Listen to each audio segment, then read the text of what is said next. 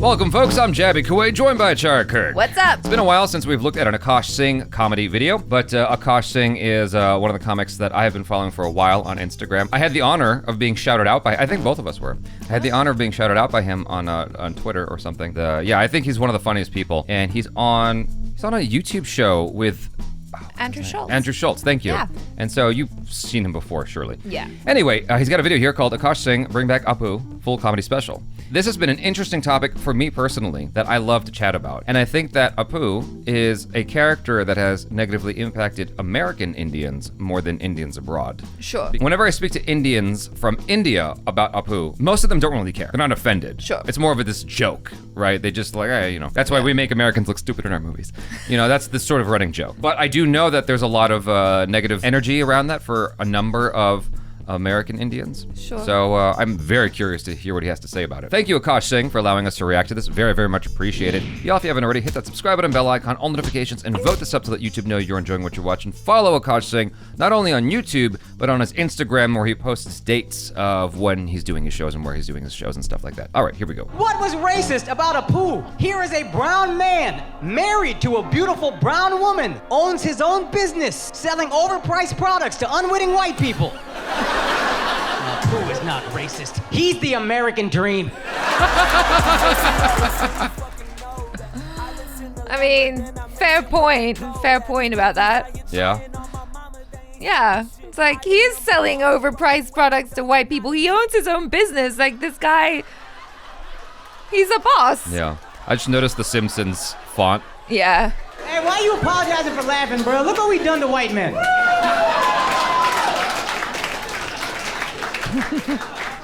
Cut that shit out, bro. You're allowed to be happy. Yeah, a lot of people are afraid to White men laugh. are shelter dogs now.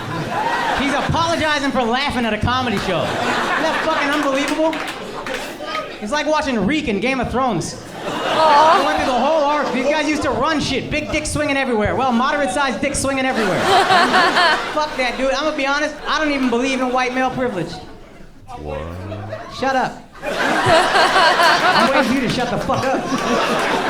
People always say, name one thing a white male can't have. Okay, an opinion. Wow. Opinions are liberating. I literally get paid for mine. The second a white guy even starts to have one, the entire internet is like, your privilege is showing. Maybe you should check your privilege. Oh my God. I hate that, dude. So true. Let a white guy express himself. Because if you don't, they bottle up all their feelings. And then they fester and get real dark. And then they walk into a voting booth every 4 years. And the rest of us are like, how the fuck did this happen? That's how! You didn't let them say anything. Yeah. Then one guy showed up and said everything. One guy showed up and said And they were like, that's my guy. Yeah.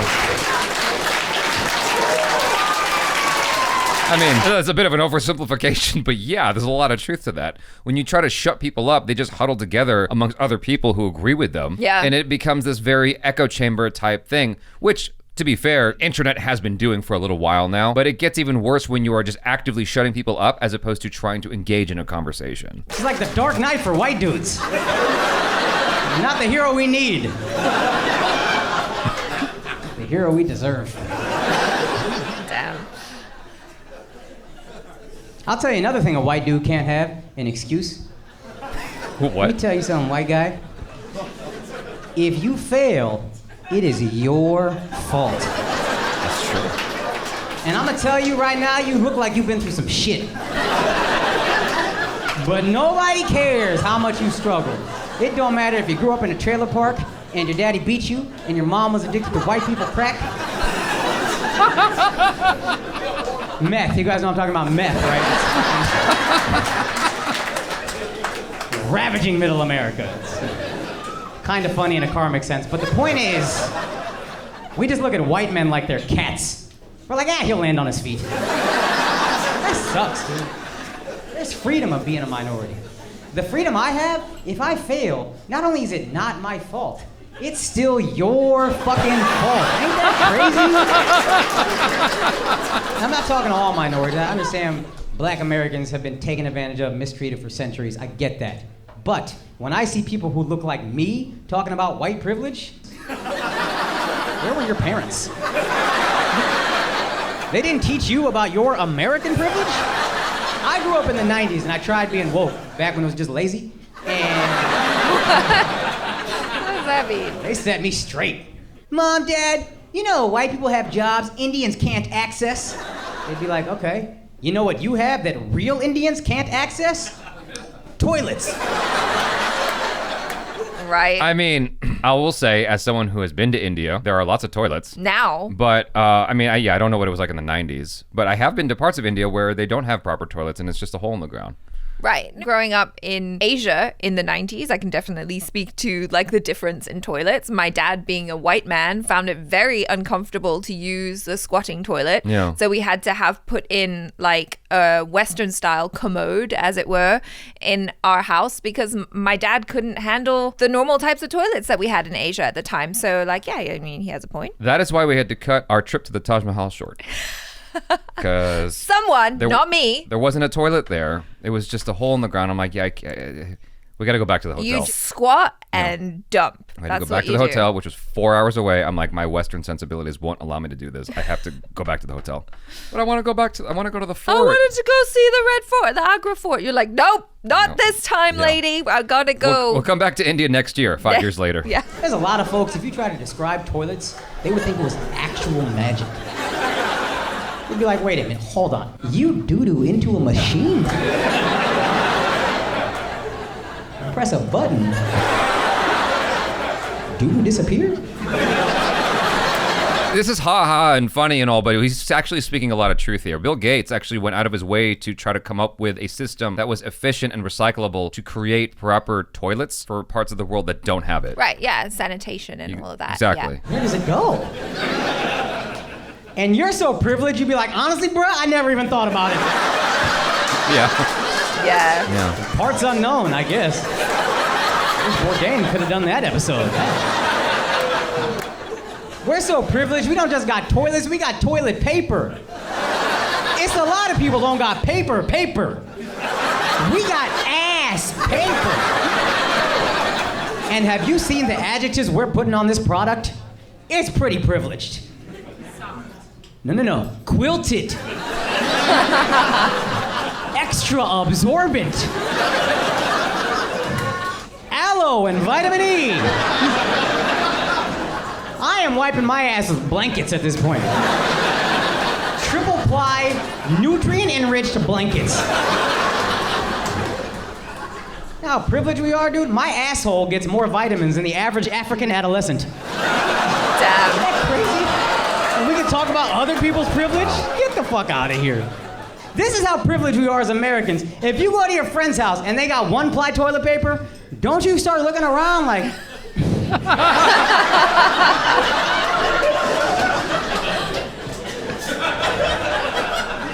I do feel that way.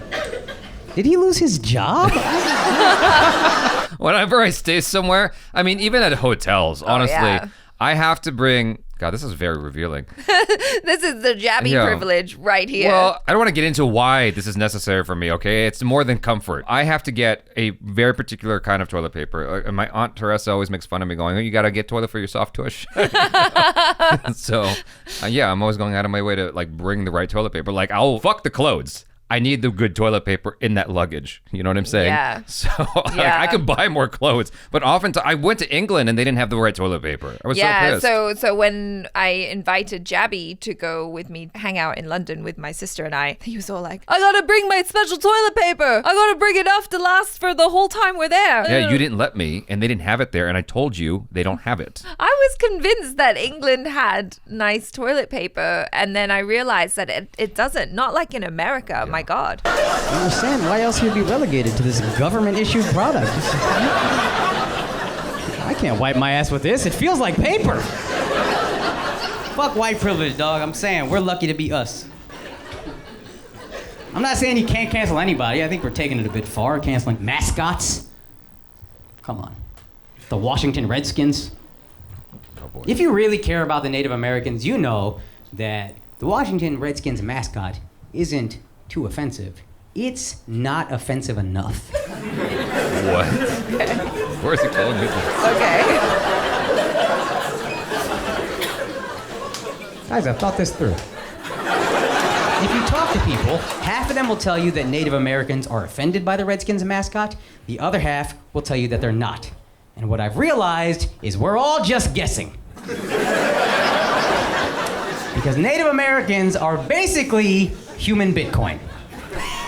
What? Oh, okay. Like, I believe they exist.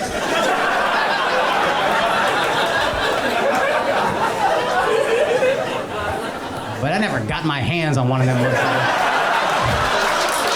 Never seen one in the real world. I find that really, really sad. That was one thing when I came to the States. I was like, where are the Native Americans? They're all on the reservations. They're all in the reservations, but Yeah. like you don't see them out and about so much Have you been to the here. reservations? No. Okay, well then that's Well, why. no, I've only ever met like one Native American plenty. out here. You just don't know. You think they're Mexican. But there's plenty of Native Americans out and about. I met one, the lady who played Pocahontas in A New World. I met her just randomly. Right. I was like, are you the girl from A New World? She's like, yeah. I'm like, oh, cool. Yeah, no, I mean, You know? I just feel like they're kind of invisible, like, and their culture and everything is kind of been made invisible, and it just, I'm not Native American, but it upsets me. I'm like, this is your land. You should be out here. All right. But you forget how fucked up that is until you see a racist mascot. So if you really care about the Native Americans, you make all their mascots as offensive as possible. As reminders. Fuck the Washington Redskins, they should be the Washington White Skin Heads. The Chicago Blackhawk lives don't matter. Wow. Black Hawk.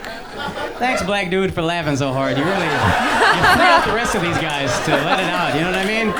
They don't know it's okay. They didn't even let me get to the most offensive name.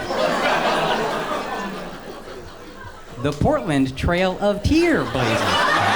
That's pretty good. Now you remember, you didn't think about the Trail of Tears since 5th grade. Wow. And now you're like, oh fuck, maybe we should give them some reparations. Thank you, racist mascot. Also, if you know anything about sports, you want the Redskins to have a racist mascot. Because this is a terrible team. Jesus. So if there's any young kids thinking about being racist, they'll take one look at that win-loss record and be like, never mind. Wow, clearly racism is for losers. God, one playoff win in 30 years. That's embarrassing. That should be your punishment if you have a bad team. You have to have a racist mascot. The Cleveland Browns?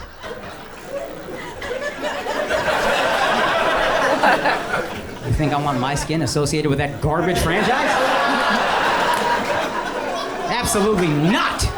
You are the Cleveland Klansmen until further notice. Grew up in the 90s. I'm not used to Indians talking about racism. These motherfuckers got rid of a poo.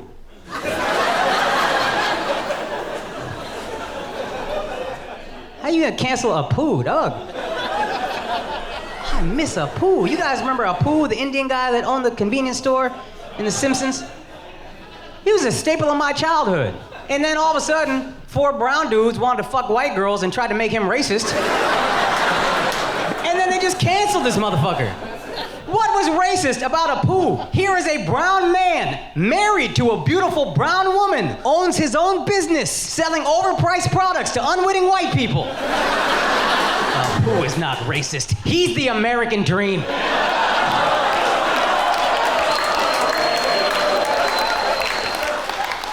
The only thing that offended my parents about a poo was I'm not a poo. I would be like, well, what about his accent? Doesn't that offend you? And they would be like, your accent offends me. Have you heard yourself speak Hindi? It's embarrassing. Man, these fucking brown A-list millionaires. Oh, because of a poo, I got made fun of in my childhood. Welcome to childhood, bitch. Exactly. What do you think this is for everybody else? You think they were carrying the Korean kid on their shoulders after calculus? No, they cheat on that motherfucker and then ignore him until the next pop quiz. The Korean kid at my school, they didn't even know his name. You know what they called him? Chinese, that's right. They didn't care. Oh, damn. I was like, what, kimchi? Nope. Worse. Thank God I had a poo for bullies to make fun of. Otherwise, they would have made fun of me for me. I don't need that. I'm 5'7", I'm skinny fat, I kind of sound like Steve Buscemi. I get too many vulnerabilities. But luckily, I had a poo to absorb all of their insults, like Captain America's shield. So the worst thing a bully ever said to me was, "Thank you, come again."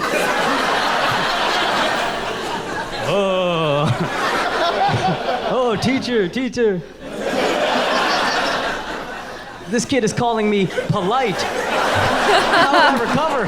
He's actually speaking a lot of truth there, because a while ago, I had a very, very interesting woke conversation before woke was even a term used on the internet, really, as like this, as what it is now. Because woke went through a transition. Like, first it was this thing where, are you woke? Like, are you aware? And then woke became a joke. Yeah. And so this predates all of that, where we were talking about vitriol that women will experience in online gaming, how intense it can be and how horrible and sexist it is for women in online gaming and stuff like that. And so who was there was me, my best friend at the time, Michael, and my friend Mickey. You met Mickey, right? Yeah. Okay. Mickey female. Yes. Mickey female. Yes. Yes. And so Mickey is sort of a tomboy. She's super into gaming, super into like stuff that's typically associated with guys. And so Michael was on his soapbox talking about how horrible it is for women in online gaming and blah, blah, blah, and all these things that people say. And I'm like, dude, that's just how people are in online gaming. They're intense. They will look for the meanest thing they can say to you in order to put you down. Right. And he's like, no, but it's like there are special words associated with, for women and blah, blah. I'm like, no, man, like they'll say that to guys as well. And then Mickey decided to chime in, and she's like, Jaby's right. She's like, I'll say those things too. Like, you're trying to be as mean and cruel as possible to each other. You're just looking for something. And when you find something that you can weaponize, you use it, because that's the culture of online gaming. And so you can't really talk about that without just talking about it broadly, as in, we're all just kind of mean to each other in this space. Yeah, and kids are mean to each other and so at school. likewise with what he's talking about, kids are just very fucked up and mean to each other because we're these warring tribal creatures, like from birth. Like we're just coming into the world crying, rage, like put me back. I agree with him wholeheartedly here. It's like you're always looking for something, and with Apu, like that is an interesting way to look at it as a shield, because you really don't have anything strong to weaponize there against the individual that you're trying to make fun of. I don't know what it was like. With my Indian friends in school, they would be the ones making fun of Apu, right, or like doing the accent. And right, we just found it funny. With the Indian things, it's a lot more nice than if you're someone of a different descent where they'll call you terrorist. You know what I mean? Sure, yeah. And so, like, that's tough. Yeah. That's something where it's, yeah. Okay, so I'm gonna leave it at that. Yeah, okay, let's carry on. I heard they're gonna bring him back, and he's gonna be voiced by an Indian dude. I gotta be honest, I don't want that. I want a poo voiced by a white guy. Don't woo, motherfucker, make me feel away. Let me explain first. Because back in the day, whenever some racist redneck would be like, these fucking Indians are taking all our jobs, I could be like, bop, bop, bop, bop, bop.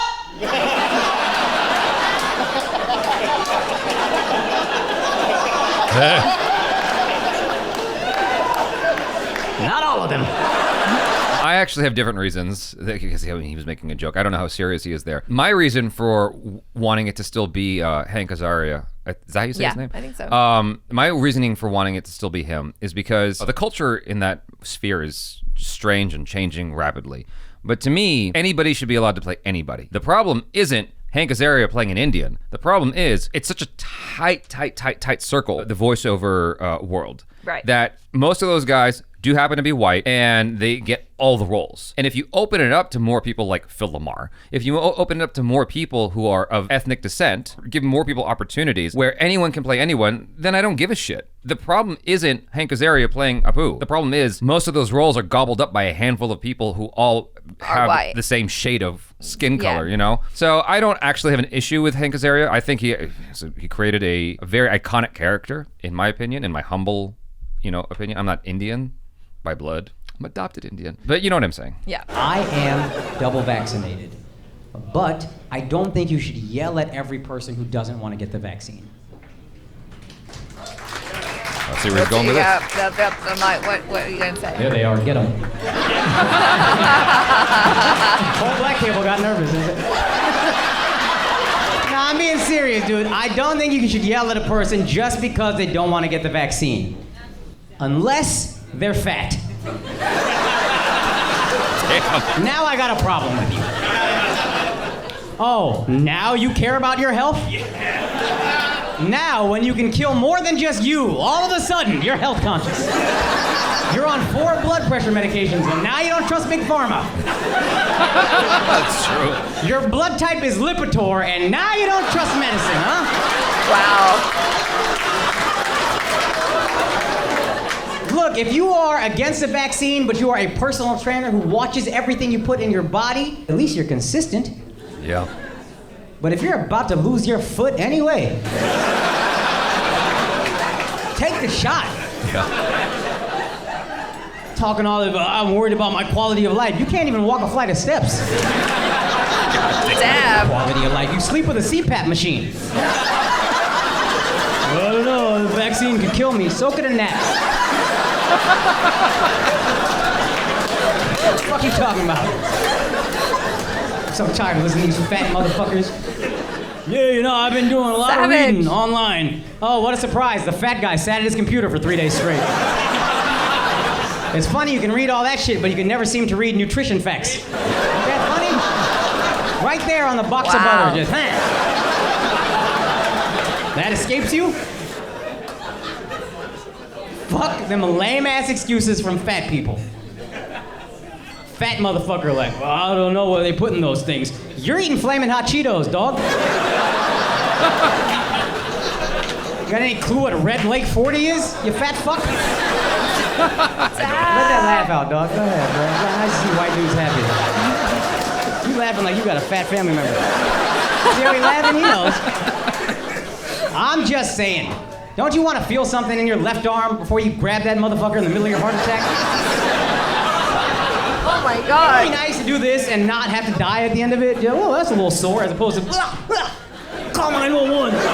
I mean, I'm laughing because he's making some really good points, but I'm also like, oh my God. Well, we're not allowed to fat Savage. shame anymore. I is know. The thing. We're in a different era where it's like, Yeah. oh, can I laugh at that? And he's congratulating people or like shouting out people for laughing in the audience because people are so petrified of laughing at these kinds of things. Yeah. The thing about it is, number one, they're jokes. Yeah. You know. Number two, he's not up there saying I'm a nutritionist or anything like that. He's up there making jokes with his opinions, right? Yeah. I mean, he's making some good points, Right. though. It's like if you're already taking all the drugs for, like, if you're on, like, 4 different types of medication for your blood pressure, for your diabetes, for your whatever. Yeah. Like, and you're like, I don't trust Big Pharma. Yeah. It's like, oh, well, maybe you should get off all of that medication and start looking after your health through proper nutrition and holistic means. And then we can talk. Right. You know, like, it's like what he's saying about the personal trainer person who is very careful about everything that they eat. It's like, okay, fine. Like, yeah. At least that's consistent. Yeah. I don't feel like fat shaming should go away. I think fat shaming should be ever present. But I have heard arguments as to why fat shaming is bad because it doesn't actually help. There are people who with like thyroid issues where they can't help themselves. And That's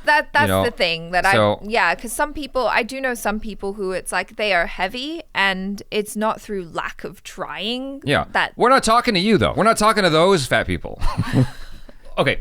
Case in point. Whenever a woman will talk about things she goes through as a woman, like men do this to me, men do this to me. The first thing that a lot of guys used to do, at least, I don't know if they do it now. The first thing that a lot of guys used to do, including myself, is, well, I don't fucking do that. Right. I don't do that. Yeah. And naturally the woman's like, well, I'm not talking about you. I'm saying my experiences. Sure. Right. And so with the fat shaming that he's calling out, it's like, well, he's not talking about the people with the thyroid issue, the people with genuine issues where they're like they actually are trying. He's talking about the people who are in that condition and they're not even trying. right, and they're lazy. harming themselves. Exactly. Yeah. So it's very important to create that distinction. There's only one form of privilege I believe in. White female privilege. Okay. All right, here we go. See how scared y'all got? Isn't that kind of something? That's the power they have. Them bitches are like Voldemort. Don't say their name. You'll write a blog, you'll disappear. Hey, don't hide your face when you laugh, bro. Fuck these bitches. Every minority that complains about white men, ladies, is just trying to fuck you. I'm not that guy. But I don't have a problem with your privilege. I think it's a good thing. I think you should teach your privilege globally, because a lot of women could use white female privilege. Listen, I'm Indian. I read the Me Too accounts from women in India. It was horrifying. My stomach hurt. You couldn't believe the atrocities these women had to suffer. Then I read the Me Too accounts from white women in America.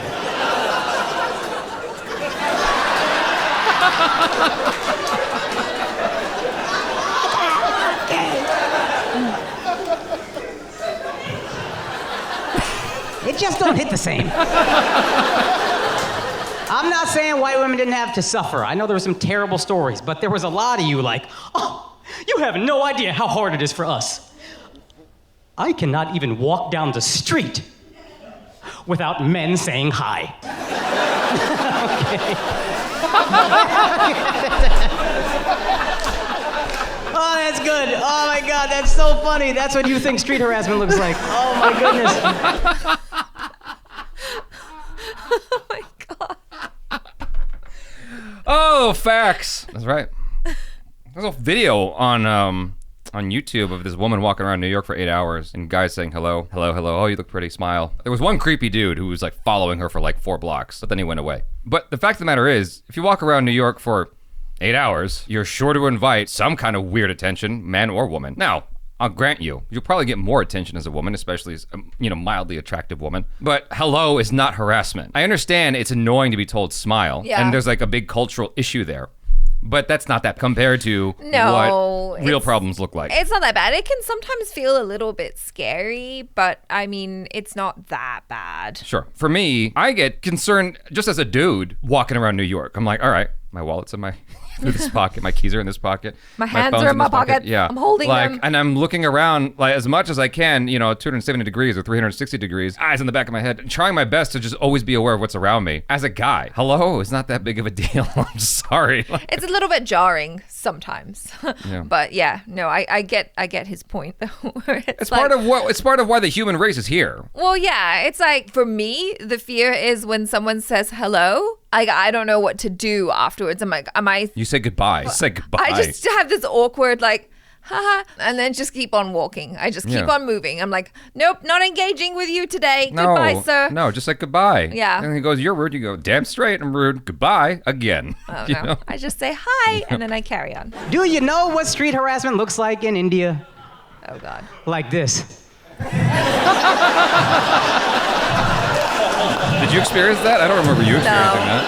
No. I think because I was always like Next with to me. you or like a group of people. It's also different as an Indian woman.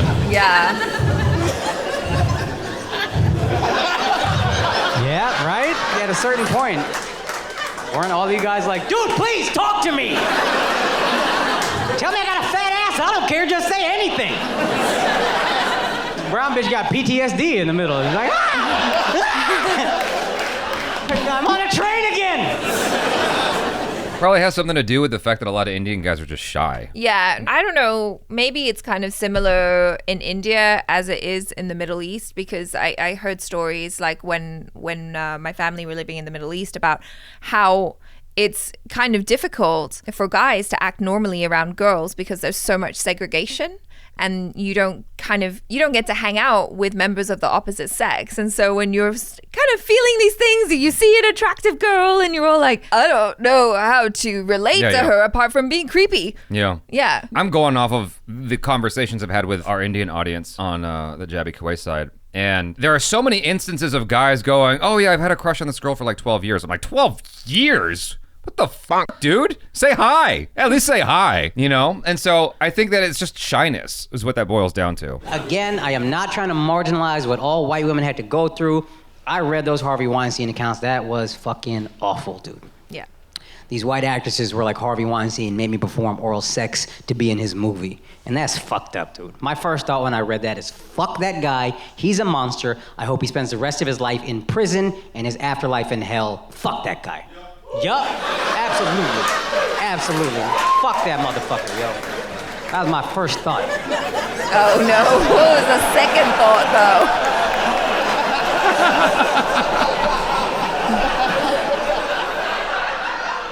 though? My second thought...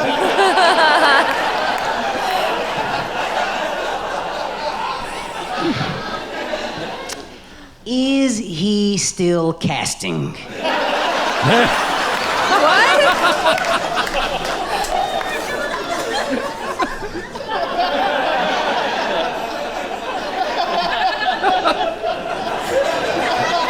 You're not getting it? What? He wants to suck his cock? Yeah, he's just offering to give him a blowjob so he can get a roll. Oh, okay. Yeah. I was 'Cause just very confused. He was being ironic because you thought he was going a different direction with the joke. Right. And he was offering himself up as a whore. I see.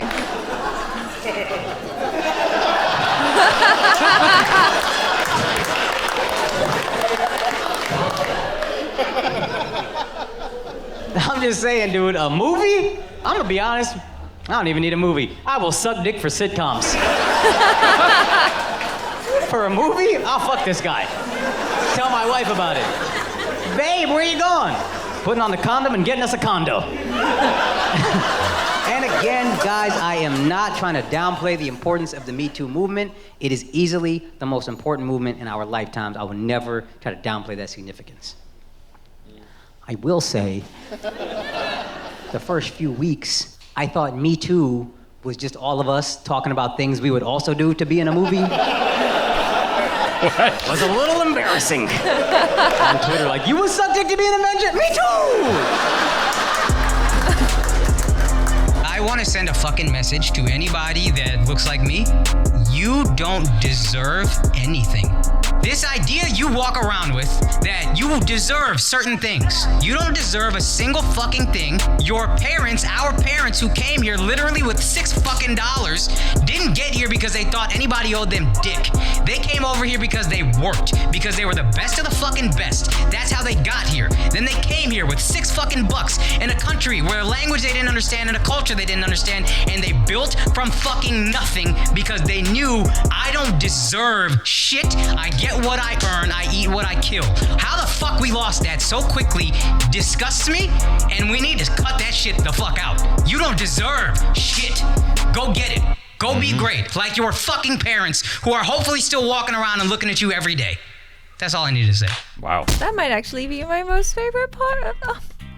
That's giving me tears. What, the image? Yeah, no, just like the thing that he said at the end. It's like, yeah, because I guess of people, immigrants, people who came to America, it's like they had to work so freaking hard. And then, you know, as children of immigrants and stuff, you kind of forget, and you have that privilege of being here and believing certain things. And it's like, no, man, just work hard like your parents did. I think that there is definitely truth to what he's saying, but I do understand the sentiment of the opposite side. He's on one extreme, and the sentiment that he's fighting against is on the other extreme, right? Sure. And I think that the truth is usually somewhere in the middle. The truth is that a privilege, I mean, it's going to counter a bit of what he's saying, but I think privilege is definitely a real thing. But I think that we lean too heavily on that topic as opposed to doing something. When we talk about privilege and whatnot, and we make that our sole argument, then we are putting the onus of our destiny, of our future, of our potential on somebody else, and not taking responsibility for ourselves of what we can do to change our future, our endeavors, and how we engage with those endeavors. Like, there are things that we can do. It's not to say that privilege doesn't exist. It definitely exists, but that's not the only thing standing in our way. There is ourselves as well. Well, I mean, I don't think he's saying that privilege stands in your way. He's saying it's not in your way at all. Well, yeah, because privilege, the whole idea of privilege is that it helps you get to what you want. It does.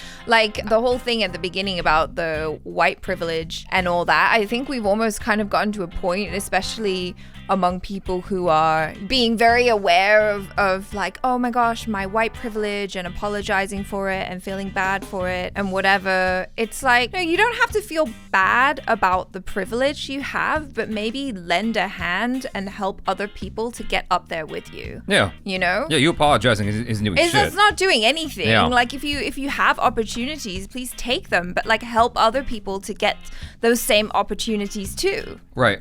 I think that what he's ultimately driving at is that he worked his ass off. I mean, he is bold, AKAASH Singh. He's very bold, and he's very funny, and he is very well aware of the fact, in a Quentin Tarantino kind of way, he's very well aware of the fact that he's talented and he's worked his ass off. Something Tarantino said a while ago, I think at a Comic-Con, was, you know, people ask him all the time, like, how do I become a director like you, and blah, blah, blah. He's like, make Reservoir Dogs. It's like, that's a dope movie. Go make a dope movie. Don't stop asking me how, you know, all these like clues and secrets and whatnot. Just make a dope movie. I made a dope film. You have to make a dope film. That's how this works. Yeah. And it was just like painfully honest truth. And I think AKAASH Singh at the end there was saying something very, very similar. I do think it's very important not to dismiss the fact that privilege does very much exist. I think that minorities can feel it every single day. Thankfully, AKAASH Singh has not been limited in, I mean, at least not as much, because he's obviously successful and extremely funny. He's taken whatever life has given him and turned it into the tastiest lemonade possible.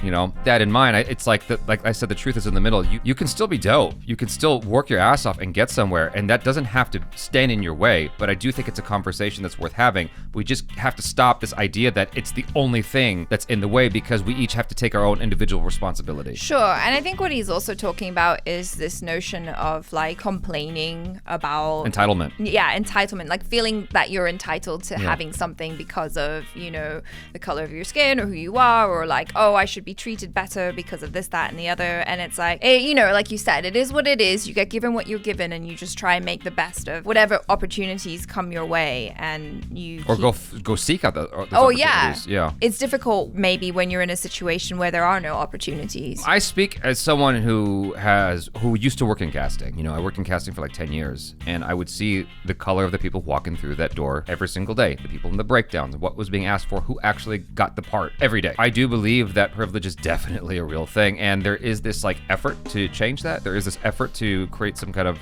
movement there in a more diverse direction.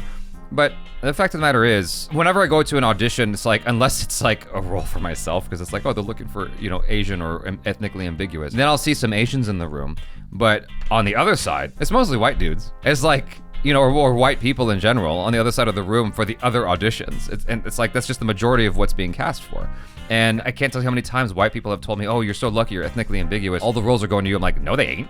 You fucking stupid. No, they're not. You're just a little bit upset because now it seems like the tides are turning, because there's a little bit more of an effort placed into casting ethnically ambiguous or just diverse characters, diverse people, but it's still kind of favoring white, so you're fine. Yeah.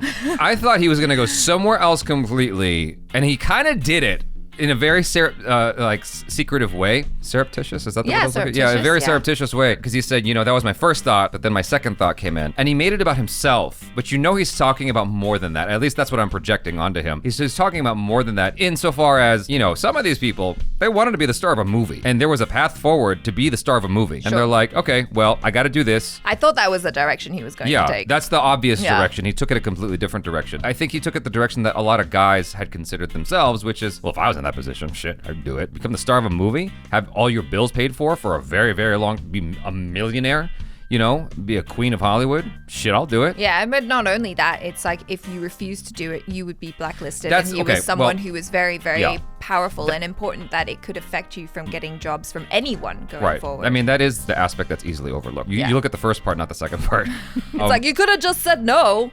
Why don't you just bite it off? What he was saying about Apu, I mean, we've already said our thoughts about that. I mean, that was the lead-in topic for this video. I thought that he would talk more about Apu. I thought the whole special would be about Apu, to be honest. That's not how special works. I was like, what? That's not how specials work. That's it. No, that's not how specials work. But he kind of brought it back around with like the epilogue at the end, where it was like, no, you gotta work hard for your dreams. Yeah. Our parents came here with like hardly anything, clothes on their back and $6, and they made it work. So like, stop whining, get off your ass and make it happen. Yeah, one of the striking things for me about Apu was like, that actually was very representative of my experiences as a kid. Like, I didn't have any Indians in my schools up until high school, and even then, like, I didn't really know them. They didn't really associate with me. There were so few of them. And so the only Indians I really encountered were at the Quickie, at the 7-Eleven. Yeah. That was the only time. It didn't seem offensive to me at the time, and like everything he said, I'm like, yeah, I mean, that's pretty on point. This is a dude who has worked hard for this position. He's got a beautiful wife, and actually through him they introduced other Indian characters, including his wife. So I don't think it was all negative, at least not the way that it was looked at. I think that we are just very, very like sensitive now in a way that we've very never sensitive been. And I mean, in the grand scheme of things, if the worst thing that the kids did was make fun of your accent or your people's accent, then I mean, it hurts. Don't get me wrong, it hurts, but it's not the worst Let me tell you something. When I was in 3rd grade, there was this girl who was laughed out of school for like a couple of days because she always smelled funny. I don't even know like what that smell was. To this day, I don't know what it was. There was a kid named Ulysses in my class who said it was because she had stinky underwear or something, like she didn't change her underwear. It was like he made something. Kids make stuff up, right? They make stuff up to make fun of other kids. And so yeah, Ulysses was like, oh yeah, it's just got, you know, she never changes her underwear. And this got around. Everyone laughed at her. I think her name was Nikita or Nikki or something like that. And then we had to have a whole talk about, don't make fun of her. Then she came back, she smelled great for the rest of the school year. I don't know what she changed, but she smelled great going forward. And so her hygiene just went through the roof in a very positive way after being laughed at. So it wasn't all for nothing, I'm sure that affected her for the rest of her. She's probably the best smelling bitch on the planet because of that traumatic experience as a kid. Yeah. You know what I'm saying? Well, that'll do it. So sometimes these things help. Sometimes they don't. I don't know. Sometimes they drive us into darker places, but hopefully. Or sometimes they drive us to greater success. Yeah. It's like, oh, you're laughing at me? You're laughing at me? Look who's laughing now. I run Google. Right. Exactly. Right. So you guys, thanks so much for hanging out. Thank you, AKAASH Singh, for making a dope special and allowing us to react to it. Very, very much appreciate it. Y'all, if you haven't already, hit that subscribe button, bell icon, all notifications, and vote this up to let YouTube know you enjoyed what you watched. Follow AKAASH Singh on his YouTube channel and on Instagram. I'm Jaby Koay. This is ACHARA KIRK. Peace out.